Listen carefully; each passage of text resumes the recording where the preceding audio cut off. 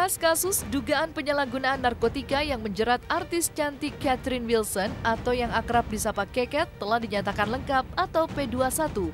Oleh sebab itu, Selasa 17 November kemarin, penyidik Direktorat Narkoba Polda Metro Jaya melimpahkan Keket ke Kejaksaan.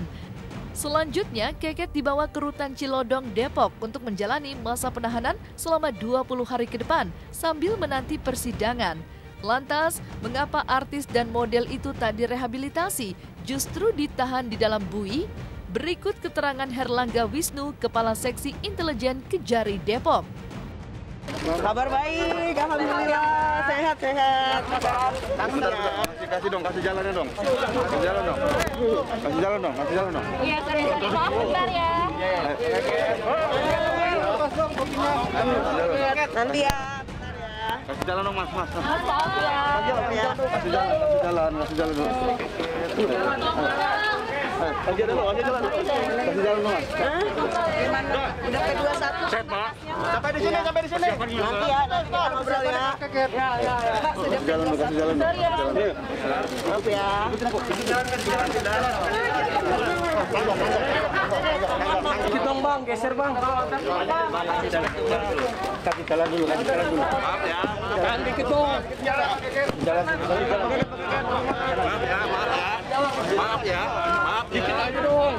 Mbak, lamain tangan dong mbak. Dikit aja mbak. Buka. Udah, sakit tangannya. Maaf. Udah. Bang.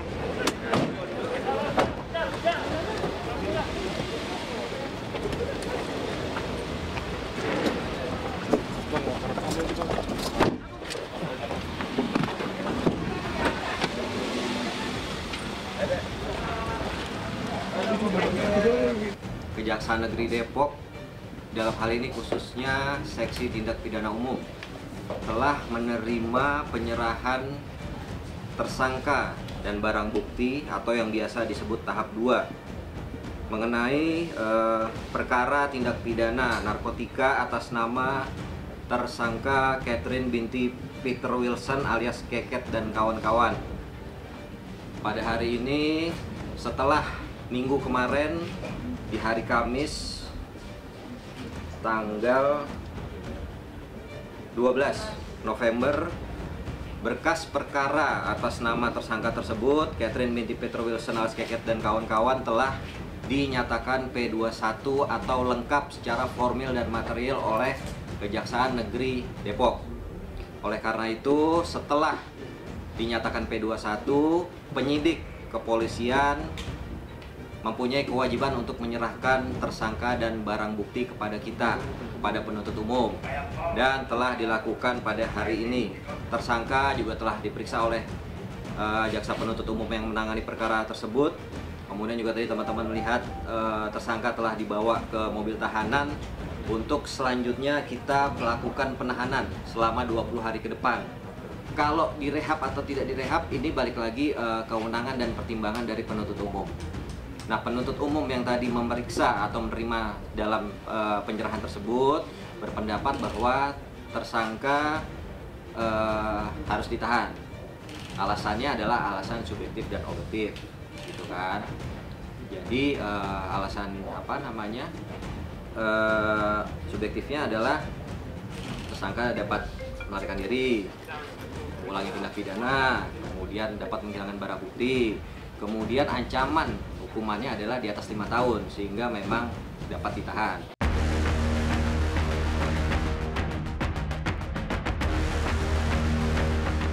Sebelum kasusnya dinyatakan P21 dan diserahkan ke Kejaksaan Negeri Depok, Catherine Wilson sempat menjalani masa rehabilitasi di Rumah Sakit Bayangkara Lemdiklat Ciputat pasca dirinya ditangkap pada 17 Juli 2020. Selanjutnya, artis yang berparas cantik ini pun telah merasakan dinginnya penjara sejak bulan Juli 2020 lalu. Dan beginilah detik-detik saat Catherine Wilson mengutarakan penyesalan dan permintaan maaf langsung kepada keluarga dan orang-orang terdekatnya di depan media. Saya minta maaf kepada seluruh masyarakat dan kepada keluarga besar saya karena saya telah melakukan kesalahan dan saya sangat menyesal dan saya akan berjanji tidak akan melakukan hal bodoh seperti ini lagi. Dan saya sangat berterima kasih kepada Polda Metro Jaya karena telah memperlakukan saya dengan baik. Dan saya akan mengikuti prosedur yang sudah ada di hukum di Indonesia ini.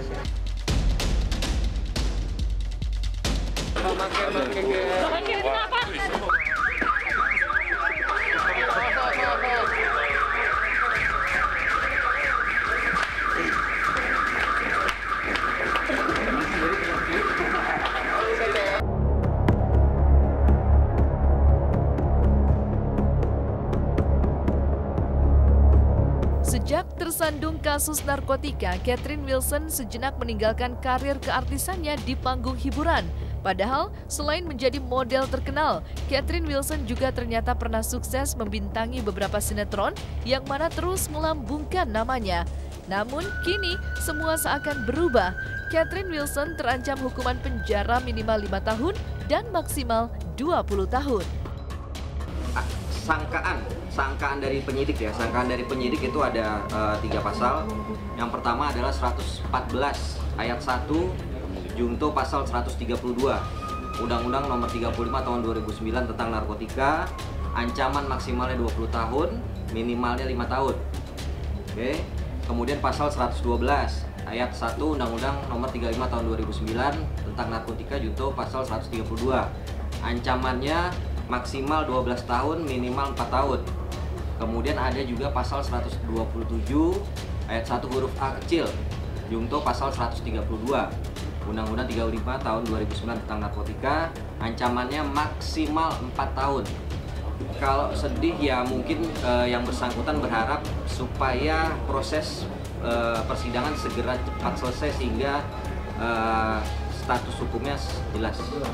Jadi mungkin harapannya semua orang sama kalau terkena tindak pidana supaya diproses dengan cepat itu aja.